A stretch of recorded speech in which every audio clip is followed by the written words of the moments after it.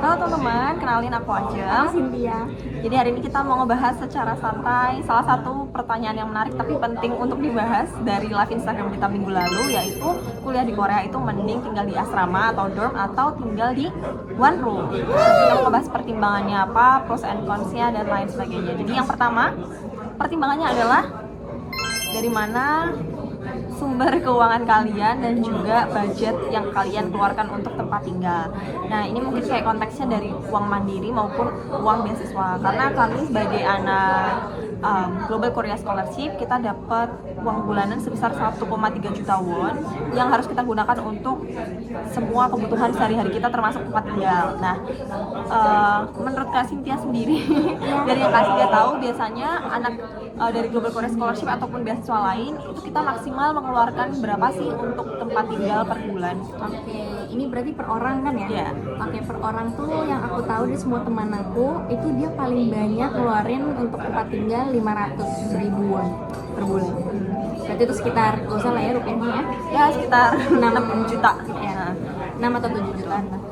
Yang aku tahu juga gitu, rata-rata maksimal 450 sampai 500 lah itu untuk per bulannya, karena ya kita harus mengalokasikan sisanya untuk kehidupan sehari-hari kita, untuk makan dan lain sebagainya gitu. Nah, dari uang itu, dari 400 sampai 500 ribu itu nanti kita bisa masuk nih kira-kira yang masuk dengan budget itu di mana, ke asrama kah atau ke one room kah, yang akan kita bahas di poin berikutnya. Yes. Nah, sedangkan kalau mungkin teman-teman yang menggunakan uang mandiri mungkin akan lebih fleksibel budgetnya gitu ya. Mungkin ada penghasilan lain selain dari beasiswa, itu juga bisa jadi sebuah pertimbangan. Nah, yang kedua poinnya adalah harga dorm per bulan. Nah, ini yang harus kalian cari tahu dari universitas masing-masing. Nah, rata-rata berapa sih harganya? Kak Cynthia mungkin yang kasih Dorm tahu. per bulan. Rata-rata berapa sampai berapa kisaran? Rata-rata itu ada kampus yang memberikan diskon untuk anak PKS, jadi cuma bayar 150 ribu seperti kampusnya aja. Ada juga yang enggak ngasih diskon, kayak kampus kayak KLI kita dulu tuh, karena kita pas zaman kita tuh KLI itu masih beda kampus sama degree program kita kan ya. Jadi kita di BUFS itu dia per bulan sekitar 330 Ya, sekitar 330-340-an di Busan. Terus kalau misalnya di kampus degree aku sempet di dorm juga, itu dia per bulan sekitar hampir 300 juta. Dan itu di kota kecil. Kota apa Kak? Kota Chanan Asan namanya. Chanan Asan. Oke, jadi benar kata Kak Cynthia, sebenarnya itu rata-rata sekitar 300-an harga dorm per bulan itu, tapi balik lagi bisa ditanyain ke kampus masing-masing. Terus aku juga pernah dengar dari temanku, dia dormnya itu 500 sampai 600. Ya, ada juga yang sampai 500 sampai 600-an. Jadi yang harus dipastiin adalah itu, karena setiap universitas juga kadang-kadang punya tipe kamar yang beda-beda Kak Cynthia. Kayak di UA juga ada yang kamar sendiri sebenarnya, ada yang kamar berdua, kamar unit. Jadi unit tuh kayak apart gitu, satu ruangan, satu kamar. Itu ada kamar-kamar, satu unit ada kamar-kamar yang lain lagi. Jadi kayak sekitar 6 sampai 10 orang tinggal bareng, nanti ada living roomnya, ada common room lah, common space-nya. Nah, itu harganya pasti beda sama yang tinggal sendiri dan yang tinggal berdua. Nah, kalau untuk anak beasiswa Global Korea Scholarship, ya betul yang dikatakan Kak Cynthia bahwa kita dapat diskon jadi sebesar 150.000 per bulan yang kita keluarkan, yang ditarik secara otomatis dari uang bulanan kita gitu. Nah, tapi untuk anak yang reguler itu per bulannya sekitar 350.000 won, tapi harus dibayarkan setiap satu semester Kak Cynthia gitu. Jadi kalau anak beasiswa GKS itu boleh bayar per bulan, sedangkan kalau anak reguler kita harus bayarnya setiap satu semester ataupun satu semester tambah vacation gitu. Jadi Aku tambahin juga gitu. Kalau di kampus aku, dia walaupun anak GKS tetap harus bayar satu semester.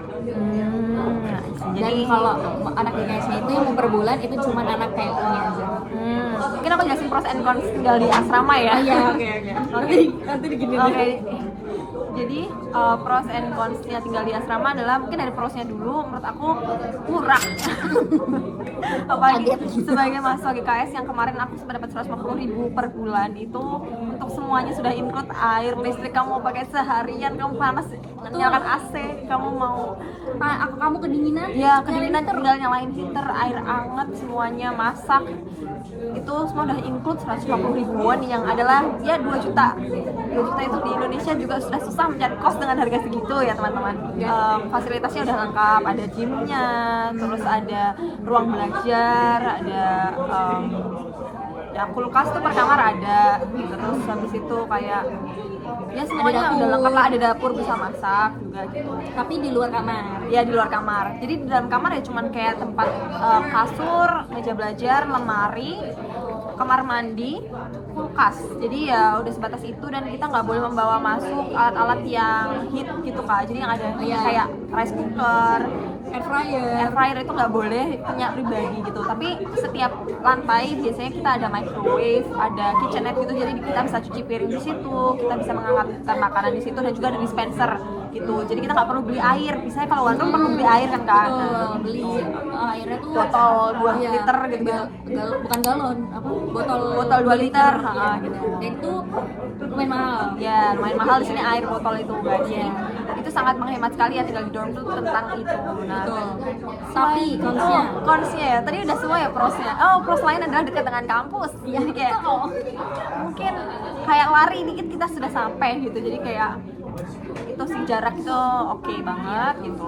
Nah, tapi konsnya adalah ya kalian tinggal sama orang lain, tidak ada privacy, karena ya kalian baru tinggal di satu space yang sama dengan orang lain itu yang kita tidak tahu siapa gitu, karena random ya guys ya awalnya kayak kita random. Iya, tapi lucunya dulu pas kita di bus kita juga random terus Kita sekawan. Nah, tapi konsnya adalah tapi konsnya juga pas di dorm itu adalah kadang tuh AC dan heater tuh ada orang yang kayak nggak kuat dingin. Oh ya. Ada juga tapi temennya misalnya nggak kuat panas. Personal preference. Iya, cuman itu bikin kesel loh. Iya, kadang-kadang. itu bikin konflik juga bisa gitu. Nah, selain itu ya itu tadi sih kayak kita nggak tahu orang itu tipenya seperti apa kan, apalagi kalau aku di kampus aku tuh aku selalu sama international student gitu kak, jadi aku nggak tahu dapat teman dari negara mana yang mungkin kita punya culture yang berbeda gitu kak. Jadi kayak aku pernah tinggal sama orang Rusia, sama orang Malaysia, sekarang sama orang Thailand gitu. Jadi kayak mungkin beda-beda ya habitnya beda gitu kan, kayak tidur jam berapa, terus kebiasaan tidurnya kayak gimana gitu. Jadi buat teman-teman yang mungkin sensitif itu ya harus tahan dengan apapun yang kalian dapatkan gitu. Kadang ada juga orang yang bahkan saking ekstrovertnya tuh dia mau ngomong aja. Iya, ngajak ngomong Kita terus capek. gitu. Sedangkan kita capek ya, itu tadi balik lagi ke kepribadian juga ya, personality. Kayak misalnya dia sangat banget, sedangkan kita sangat banget gitu. Jadi tipsnya adalah kalian kalau mau tinggal di dorm dan tinggal sama orang lain, jangan ada perasaan tidak enak. Ya sih, harus berani ngomong. Terus di dorm ya kalian harus menentukan rules itu dari awal. Kayak misalnya ya itu tadi harus berani ngomong, kayak dari awal harus ditentuin. Saya kayak jam segini harus mati lampu, jam segini aku udah boleh beraktivitas kayak misalnya hair dryeran atau apa, jam segini udah nggak boleh telepon misalnya kayak gitu. Atau setiap hari Rabu kita bersih kamar misalnya kayak gitu. Jadi kayak harus diomongin, kecuali kalau sama-sama punya sensitivitas ya. Jadi kayak maksudnya kayak oh ini udah jadwalnya ini, jadi kayak nggak perlu yang terlalu ketat, terlalu pak-pak. Tapi kalau misalnya orangnya tepat juga santai aja. Iya, nah Kayak itu kita dulu nggak ada. Iya, kita dulu nggak ada rules. Nah enaknya tuh maksudnya kayak kalau kita mungkin karena kita satu culture kak, jadi kayak kita bisa nunci, kayak tahu oh ini udah saatnya aku bersih, saatnya aku tidur, saatnya aku nggak boleh kayak gini kan gitu. Jadi kayak lebih fleksibel aja. Tapi ada juga yang satu dari negara cuma dia tapi iya nggak sih. ya, itu balik lagi ke masing-masingnya. Tapi menurut gua karena Indonesia multicultural sih. Ya. Jadi ya tadi kalau misalnya kalian berharap dengan harga yang murah itu kan harus menerima apapun keadaannya. Tapi kalau misalnya di dorm tuh kita masih bisa ada kayak apa sih kayak lapor gitu ke kantornya kayak aduh aku mau ganti kamar nih nggak enak banget sama Oh kamu." iya, Itu nggak sih? bisa bilang kayak aku gak cocok sama orang ini, boleh nggak aku ganti kamar lain gitu ya. Jadi perhatikan lagi regulasi asrama kalian masing-masing, harganya berapa yang bisa jadi pertimbangan gitu. Kayak misalnya harganya terlalu mahal, berarti kalian harus coba cari opsi lain, salah satunya ke one room yang akan kita bahas sekarang. Yay. Apa aja sih yang perlu diperhatikan tentang one room, yaitu bahwa one room itu biasanya ada deposit ya pastinya. Jadi sebenarnya sistemnya one room itu adalah ya tinggal di luar asrama. Mungkin kalau di Indonesia kita kayak kosan gitu, cuman fasilitasnya biasanya sudah ada di dalamnya. Mungkin agak kayak apart juga ya kayak kalau di Indo ada juga yang kayak gitu tapi lebih kecil aja gitu. Nah deposit itu sistemnya, jadi ketika kita kontrak bakal salah satu yang kita bayarkan adalah deposit. Deposit itu biasanya kisaran sebesar berapa Kak ya? Dari aku dan teman-temanku itu paling kecil yang aku temukan adalah 1 juta sih. 1 juta. Paling gede itu 3 juta atau 5 juta juga ada. Ya, jadi yang aku tahu juga won.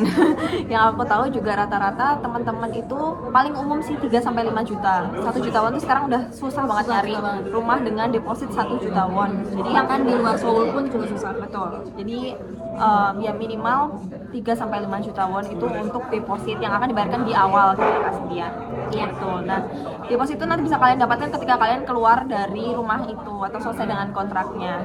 Tapi deposit itu biasanya tidak akan dikembalikan 100% karena ada dipotong membersihkan, hobi. Habis itu ada juga kalau misalnya kita misalnya ngerusakin barang gitu-gitu, karena agak susah juga nggak ngerusakin barang karena kan kita lama tinggalnya setiap hari bertahun-tahun juga. Betul. Kemudian uang bulanan nih sekarang kita masuk ke uang bulanan. Nah uang bulanan itu biasanya berapa sih Kak Cynthia kalau one room? Uang bulanan? Oh, ya, WC. Kita nyebutnya WC, jadi uang bulanan. Iya, bulanan. Nah, harga bulanan. bayar bulanannya itu berapa sih? Yang aku tahu itu paling rendah itu sekitar, bentar ya mikir dulu. Kalau paling rendah itu bisa 260-an sampai paling gedenya itu mungkin 500. Yang aku tahu juga rata-rata teman-teman tuh bisa di angka 350-an gitu ya, kayak 350-an ke atas, 350 400 tuh udah kayak standarnya masih 350. Hampir semuanya hampir semuanya 350 dengan rata-rata depositnya 3 juta 5 juta gitu ya. Nah berarti sekitar 4 jutaan. Nah tapi yang perlu kalian perhatikan adalah ketika kalian mencari uang bulanan dan juga deposit itu kalian perhatiinnya di Gualibi juga. Jadi biasanya mereka ada management fee, dan itu tuh apa aja sih yang include itu harus kalian baca. Jadi ada yang include air, ada yang include cuman Gualibi aja pada umumnya kayak Gualibi gitu. Tapi ada juga yang semuanya nggak include. Jadi kalian harus bayar terpisah listrik, air, gas, apalagi Kak? Ya, tapi biasanya kayaknya hampir semuanya atau mungkin sampai sekarang aku juga masih nggak dengar sih kalau misalnya ada one room atau di luar room yang nggak bayar gas dan listrik. Pasti semuanya bayar terpisah. Kalau air biasanya include, banyak yang include sih gitu.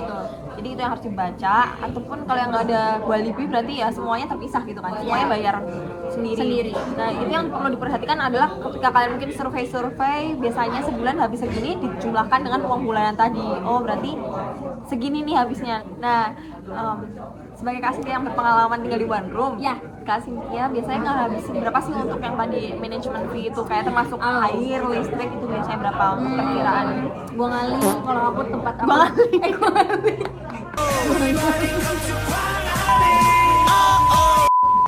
Gualibi, oke.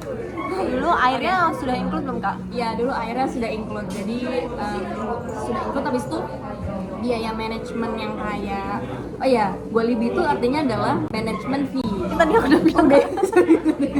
Jadi karena waktu itu one roomku tuh ada liftnya, jadi kayak ngurusin lift, ngurusin lampu-lampu, gitu pokoknya kayak pengurusan di gedung itu termasuk dan include. Itu dia aku dapatnya 50.000. Jadi 50.000 itu yang include apa Kak? Itu Cuma itu tadi sih gue ya. Air dan pengurusan itu. Ya, oke. Jadi listrik, gas tidak include. Ya, listrik biasanya habis berapa Kak per bulan? Listrik biasanya kalau summer berapa? Kalau winter summer oke. Jadi backgroundnya adalah di Korea ini kalau lagi winter dingin banget. Kalau lagi summer panas banget. Dan jangan underestimate summer di Korea. Jangan-jangan mentang-mentang kayak Indonesia Itu dari panas negara juga. tropis, enggak. Lebih panas, Lebih daripada panas. gitu. Dan di sini tuh mungkin kurangnya lembab ya, kayak Tuh. lembab banget gitu Jadi panas. kayak kalian bisa merasakan matahari tuh ngeluarin air, tapi airnya tuh masuk lagi ke kita gitu. Iya nggak sih? Yes. Ya, jadi kita tuh keluar tuh kayak lengket. Oke, kembali ini nggak? mau apa ya? Listrik di bulan di summer. Oke, listrik tuh biasanya kalau misalnya lagi head down banget mengeluarkan AC ya, itu mungkin 44.000. 40 ribuan lah ya. Sedangkan kalau di winter berarti listriknya lebih murah ya kak, tapi gasnya yang mahal. Iya, betul sekali. Berarti kalau gas pada umumnya di bulan summer dan bulan lainnya berapa kak? Gasnya biasanya 7.000 aku pernah. Oh 7.000. Jadi Tapi kalau gasnya itu cuman buat masak. buat masak sama water heater ya? Water heater betul. Ya. Sedangkan kalau misalnya winter Ya. berapa tuh kak gasnya? Gasnya sama 40 ribuan juga. 40 ribuan, jadi udah hampir sama kayak listriknya di bulan summer ya. Betul. Karena kita butuhkan penghangat ruangan gitu. Nah tapi kalau misalnya listriknya di winter kak, Listriknya di winter belasan. oh, belasan Belasan ribu. ribu aja. Oke. Jadi mungkin ini bisa jadi gambaran buat teman-teman yang mau mengincludekan menjumlahkan uang bulanan tambah Gualibi tadi kira-kira per bulan habis berapa. Nah kalau Tambah kasih ya, gas dan listrik. nah Ya. kasih dia bisa berarti bersihnya semuanya kalau sudah dijumlah per bulan Aduh. tambah semua Gualibi itu berapa kak? Nggak berani ngitung. Sumpah nggak berani ngitung. Dulu tuh Sekitar. biasanya tuh pokoknya aku selalu membudgetkan 500 buat kebutuhan rumah. 500 ribuan. Oke.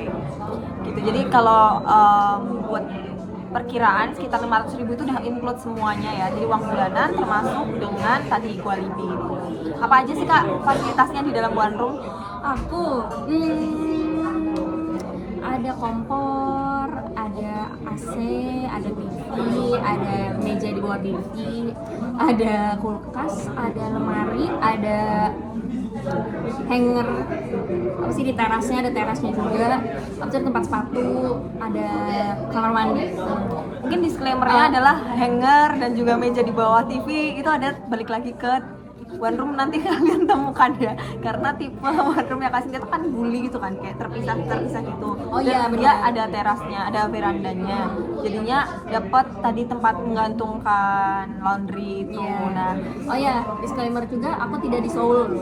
ya Jadi jadi Chonan Asan. ya, jadi untuk bentuk-bentuk rumah dan apa fasilitasnya itu bisa kalian cek di aplikasi yang nanti kita jelasin, dan juga mungkin ke Budongsannya juga bisa dipastiin itu. Kak, mungkin nanti gue bisa kasih ini kali ya, video Oh boleh boleh. rumah. Nah, Oke. habis itu seperti ini rumah gue dulu. Habis itu apa lagi ya? Itu dulu deh. Jadi basicnya yang pasti ada di setiap, Oh, iya. hampir pasti ada di setiap rumah itu adalah kompor, Kompor ada info tuh. AC, Kompor, AC, heater, kulkas, kulkas, mesin cuci, mesin cuci, lemari, lemari, TV. Oke. TV ada nggak sih sekarang? Nah, abis itu ada juga kalau misalnya cari one room yang deket-deket kampus tuh biasanya udah include sama ini Kasur. kasur. Ya. Nah, kalau aku nggak ada kasur, jadi aku harus beli kasur sama apa sih, bed frame. Bed frame. Oke, jadi itu ya fasilitas yang ada di dalam one room. Betul. Gitu. Nah, tapi menurut Kak Cynthia kekurangannya apa sih tinggal di dalam one room? Positif, pros and cons-nya. Oke, cons-nya dulu ya. Sangat lonely. Gue bisa gila. Sangat lonely. Padahal aku dan aku sebenarnya nggak se-lonely itu, cuman for some reason pas tinggal di one room sendiri lonely banget sih. Terus habis itu yang kedua adalah mahal. Kayak kerasa banget 380, bahkan aku harus mentargetkan 500 tuh kayak Maksimal banget. oh kayak ya ampun. Dan dulu tuh kita beasiswa kita tuh cuma ngasih sejuta. Sejuta. Jadi udah kayak setengahnya tuh buat rumah, kayak Iya. susah ya. Jadi 1,3 itu setelah kita sudah hampir selesai. Sumpah semester terakhir kita. Terus habis itu konsnya apa lagi ya? Udah sih itu aja. Prosnya. Prosnya privacy, karena itu benar-benar kayak punya kita sendiri. Terus kita bisa desain sesuka kita. Habis itu apa lagi ya, Kak?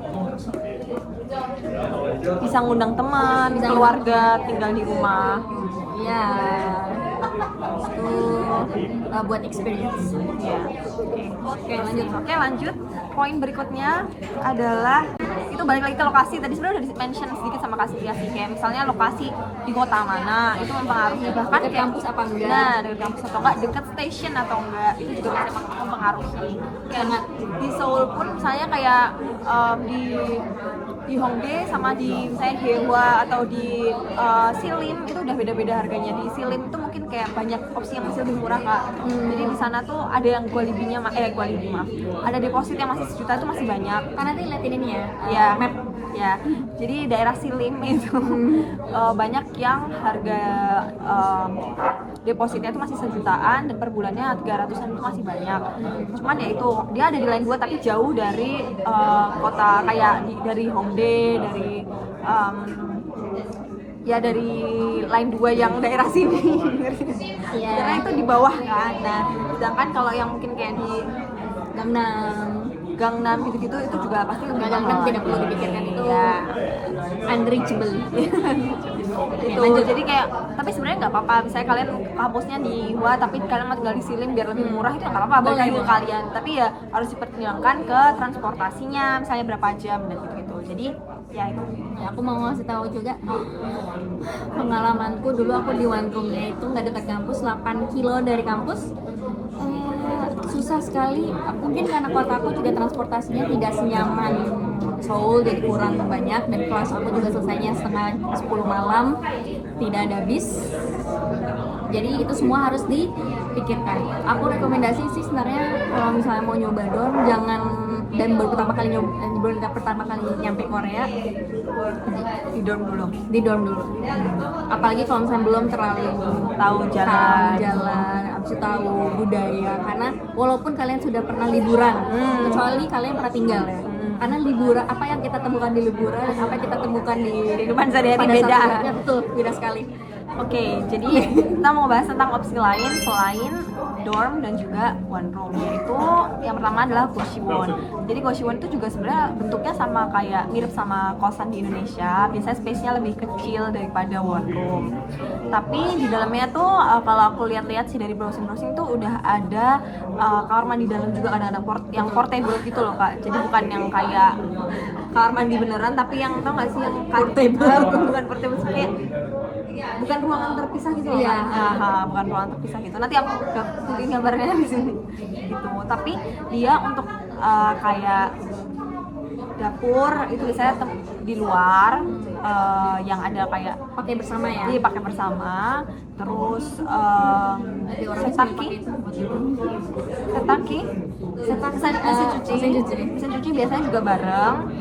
Terus tapi di dalamnya bisa udah ada kasur, udah ada meja, udah ada lemari. Nah, gitu. Jadi kayak bener-bener yang compact, kayak bener-bener yang padat. Ya udah kalian tinggal di space itu. Terus cuman kelebihannya biasanya tuh dia nggak ada deposit, ataupun deposit aku pernah lihat ada yang cuma 20 ribuan itu buat uang kunci gitu. Jadi kayak yang dibayarin di awal nggak sebesar one room yang sampai berapa juta won gitu. Terus kalau per bulannya itu sekitar 200 sampai 460 ribu won. Sebenarnya kalau harga price wise itu masih agak sama-sama one room ya Kak ya, cuman dia nggak ada deposit aja gitu. Jadi lebih mungkin nggak menjadi beban untuk yang temen langsung ke sini belum sempet nabung mungkin. Ya. Dan di Indo belum sempet nabung. Tapi nggak mau tinggal di dorm, Nah. jadi harus keluar ya di Goshiwon itu bisa. Oke, terus yang opsi kedua adalah Turum. Sebagai Turum expert, aku silahkan dibahas Turum itu kayak gimana, biayanya, pros and cons-nya. Oke, jadi seperti namanya ya, kalau kalau one room itu kan kamarnya cuma satu nih. Kasurnya satu, Kasurnya satu. ya kamar satu. Iya. Nah, tapi kalau misalnya turun seperti namanya 2 kamar, tapi bedanya dia bener-bener 2 kamar. Bukan kayak kalau misalnya one room kan masuk pintu habis itu langsung kamar. Jadi nggak ada roomnya sebenarnya. Iya, bener-bener. Tapi kalau misalnya turun tuh ada kamarnya. Jadi kalian kalau ada tamu masuk tuh nggak bisa lihat kamar kalian. Iya, iya betul. Jadi turun itu biasanya kamarnya tuh ada 1 kamar gede sama 1 kamar kecil. Nah itu aja sih sebenarnya. Bedanya itu. Tapi biasanya ada common roomnya gitu nggak kan? Ada kayak living roomnya gitu. Ada. Nanti aku kelihatan juga bentuk rumahku yang tuh. Oke. Nah, terus Atau enggak klik di sini. Ini adalah ini susah nggak ya? atau sini bisa. Oh bisa, oke. Nah di situ ada proses aku pindahan di belakang di pokoknya lihat aja nonton satu video. Nanti dia ada satu section di mana aku memperlihatkan rumah pas pada pertama kali mencari. Oke, sekarang mungkin dari fasilitas dan harganya Kak. Oke. Jadi fasilitasnya sebenarnya sama aja sama one room. Ada kasurnya, habis itu ada kamar mandinya, ada AC-nya, ada kasur juga. Habis itu ada lemari tadi udah disebut ya. Ya itu aja sih. Nah, tapi kalau misalnya tuh rumahku itu AC-nya kan ada kamarnya ada 2, tapi AC cuma ada 1 dan itu di ruang tengah. Terus kalau harganya jadi harganya tuh bonjenggeng deposit itu 3 juta won, polse per bulannya itu 800.000 won. Cuman aku tinggal bertiga, jadi bagi 3 semuanya. Itu tapi balik lagi tadi ke lokasi juga ya teman-teman. Betul. Jadi aku sebenarnya sempat nyari turun juga di sini seperti yang sudah pernah ceritakan itu bahwa di sini tuh kalau di Seoul biasanya rata-rata 5 jutaan ke atas depositnya. Terus tapi per bulannya masih ada kayak yang 550. Nah, 550 ribu won, jadi 5 juta deposit sama 550 ribu won per bulan itu. Nah tadi kelebihannya karena bisa tinggal sama teman, jadi bagi aja per bulannya berapa, depositnya berapa di bulan. Betul. Itu tadi udah termasuk apa Kak? Udah kan Kak? Walibinya udah tadi. Udah. Oke. Terus habis itu pros and cons-nya. Oke. Jadi plusnya adalah gede. Kita bisa jalan-jalan. Nah, tapi oke ini disclaimer dulu. Jadi kalau turun aku itu kita bertiga, cuman kita tidur dalam satu kamar yang sama, kamar yang gede. Terus kamar yang kecil itu kita jadikan kayak closet, walk-in closet. Jadi ada lemari-lemari buat baju sama buat dandan.